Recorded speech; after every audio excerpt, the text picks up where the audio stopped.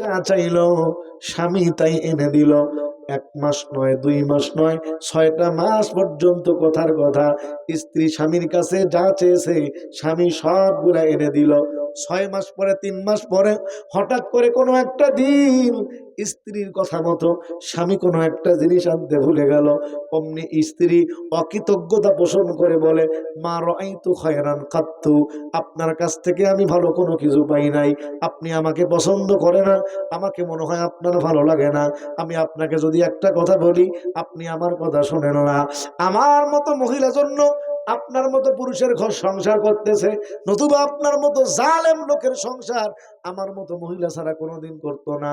এই সমস্ত কথা বলে বলে ও পয়গম্বর, মহিলারা স্বামীর প্রতি অকৃতজ্ঞতা পোষণ করে, এই জবানকে অপব্যবহার করে, এই জবানের দ্বারা স্বামীকে কষ্ট দেয়, এই জবানের দ্বারা স্বামীকে তুই তুই তুই তুই বলে সম্বোধন করে, এই জবানের দ্বারা শ্বশুরকে কষ্ট দেয়, এই জবানের দ্বারা শাশুড়িকে কষ্ট দেয়, এই জবানের দ্বারা এরকম ভাবে স্বামীকে বদদোয়া করে। মহিলাদের সবচাইতে বদ অভ্যাস হলো কিছু না কিছু হতেই এরা বদদোয়া দেয়।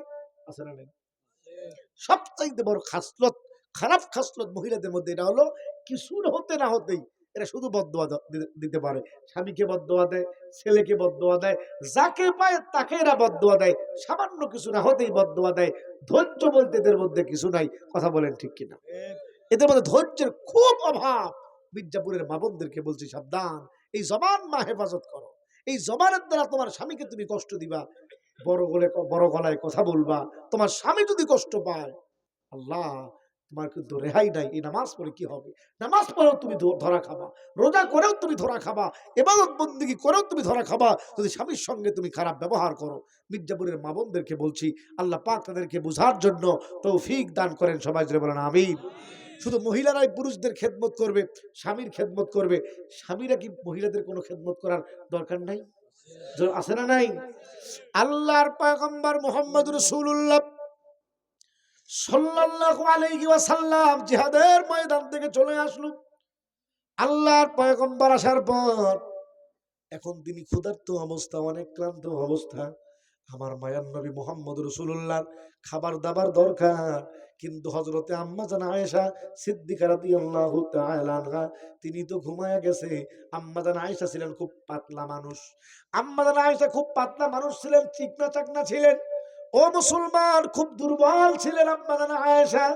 কিতাবের মধ্যে এসেছে হযরতে আম্মা জান আয়েশা সিদ্দিকা রাদিয়াল্লাহু তাআলা আনহার উপর যখন ওই মক্কার এরকম মদিনার যখন মুনাফিকরা আম্মা জান আয়েশার চরিত্রের ব্যাপারে যখন খারাপ মন্তব্য শুরু করে দিল, ওই ঘটনার মধ্যে আছে আম্মা জান আয়েশার একটা মাত্র দোষ পেয়েছিল, তার যে সেবিকা ছিল।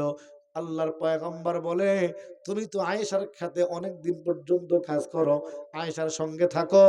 মুনাফিকরা যেরকম আয়েশার চরিত্রের ব্যাপারে কথা বলে, তুমি কি আয়েশার চরিত্রের ব্যাপারে কোনোদিন খারাপ কিছু দেখেছো নাকি? ওই আল্লাহর বান্দি ডাক দিয়া বলে, ইয়া রাসূলুল্লাহ, ইয়া হাবিবাল্লাহ, আয়েশার মধ্যে শুধুমাত্র কেবলমাত্র আমি একটা দোষ পাইছি।